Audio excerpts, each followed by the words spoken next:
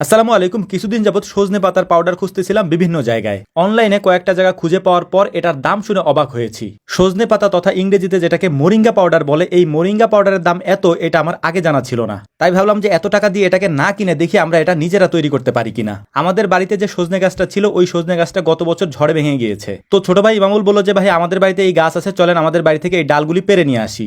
আমরা মূলত চাচ্ছিলাম এটাকে একেবারে ফ্রেশ ভাবে তৈরি করতে, যাতে এর মধ্যে কোনো ভেজাল না থাকে। এর পাশাপাশি আমরা আমাদের এখানকার পুরাতন যে গাছগুলি আছে সেই গাছ থেকে এটা পারার চেষ্টা করতেছিলাম। এটার কারণ হচ্ছে হাইব্রিড যে গাছগুলি আছে, ছোট ছোট গাছ, সেই গাছ থেকে আমরা সজনে পাতা সংগ্রহ করব না। তাছাড়া এমনিতেও আমাদের এদিকে হাইব্রিড জাতের ওই ছোট ছোট সজনে গাছ নেইও। তো যাই হোক, আলহামদুলিল্লাহ পর্যাপ্ত পরিমাণে পাতা দেখে ওই সব ছোট ছোট ডালগুলিকে আমরা ভেঙে নিয়ে এসেছি। এখন এই ডালগুলি থেকে পাতাগুলিকে আমরা আলাদা করে ফেলবো। এই সজনে পাতার পাউডার অর্থাৎ ইংরেজিতে যেটাকে মোরিঙ্গা পাউডার বলে, এটার উপকারিতা অপরিসীম, যেটা আপনি জানলে অবাক হবেন। বিশেষ করে গ্যাস্ট্রিকের সমস্যা, কোষ্ঠকাঠিন্য এবং পেট এবং পাকস্থলীর যত সমস্যা আছে তার এক মহা ঔষধ এই মোরিঙ্গা পাউডার। এখন আমি যদি এর উপকারিতা সম্পর্কে আপনাদেরকে বলতে যাই তাহলে হয়তো আমার এই ভিডিও শেষ করতে পারবো না। ইউটিউবে এ সম্পর্কে অনেক ভিডিও রয়েছে, যে ভিডিওগুলি দেখলে আপনি জানতে পারবেন যে এর উপকারিতা আসলে কতটুকু। তো যাই হোক, আমরা আমাদের কাজ নিয়ে কথা বলি, কিভাবে এটাকে আমরা তৈরি করছি সেগুলি আপনাদেরকে দেখানোর চেষ্টা করতেছি এবং বলারও চেষ্টা করছি। গাছ থেকে ডাল সহ পাতাগুলিকে পেরে আনার পর, ডাল থেকে পাতাগুলিকে আলাদা করার পর এগুলিকে সুন্দর করে আমরা ধুয়ে নিচ্ছিলাম। ধুয়ে নেওয়ার পর একটা জালিতে এগুলি থেকে পানিটা আমরা আলাদা করে ফেলছি। এখন এটাকে আমরা কড়া রোদে শুকাতে দেব।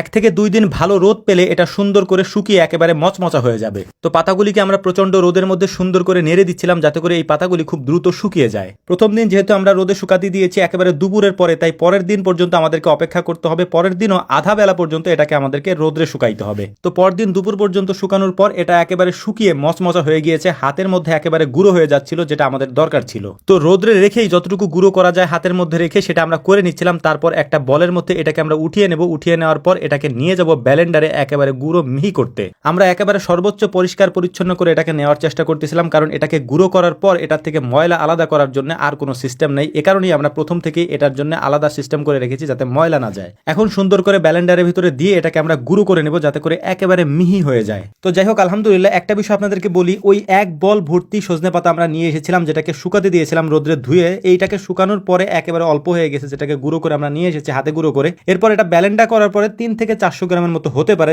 যেটা আমরা পেয়েছি। এরপরেই আসলে বুঝতে পারলাম যে এটার দাম আসলে এত কেন। এটার কারণ হচ্ছে যে আমরা যে পরিমাণ পাতা নিয়ে এসেছি সেই পরিমাণ যদি আমাদের এখানে হইতো তাহলে তো দাম হওয়ার কথা ছিল না। যে পরিমাণ পাতা আমরা এনেছি হয়েছে অল্প একটু, মানে 300 থেকে 400 গ্রামের মতো। তো এখন মূলত এটাকে আমরা খেয়ে টেস্ট করে দেখবো যে আমরা আসলে কি বানিয়েছি, আসলটা আমরা বানাতে পেরেছি কিনা। তো আলহামদুলিল্লাহ আমরা এটার মধ্যে হালকা একটু মধু দিয়ে নিয়েছিলাম, কারণ হচ্ছে যে এটা হয়তো খেতে কেমন লাগবে আমরা জানি না, আগে পরে খাই নাই। যে মধুটা আমরা দিচ্ছিলাম, এই মধুটা আমি যেখানে বসে আছি এটার উপরে যে সবেদা গাছটা আছে, এই গাছ থেকে আমি নিজে হাতে কেটে নামিয়েছিলাম। তো এটা একেবারে পিওর একটা মধু। মধুটা দেওয়ার কারণ হচ্ছে, আগেই বলেছি, এটা কেমন লাগবে জানি না, এ কারণে দিয়েছি। যদিও এটাকে এভাবেই খাওয়া যায়, মানে একেবারে মানে কোনো কিছু না দিয়েও খাওয়া যায়, কোনো সমস্যা নেই। তবে আমরা মধু দিয়েছি যাতে করে স্বাদ ঠিক থাকে, সুন্দর মতো খেতে পারি। আলহামদুলিল্লাহ আমরা যেটা তৈরি করতে চেয়েছিলাম সেটা পারফেক্ট ভাবে একেবারে তৈরি হয়ে গিয়েছে, এবং এটা আমরা খেয়েও টেস্ট করে দেখেছি। এটা স্বাদও মোটামুটি ঠিক আছে, যেহেতু এটা স্বাদের জন্য খাওয়া না, এটা হচ্ছে যে উপকারের জন্য আমরা তৈরি করেছি। স্বাদ এখানে ডাজেন্ট ম্যাটার। তো যাই হোক, আমাদের জন্য দোয়া করবেন। আসসালামু আলাইকুম রহমতুল্লাহ।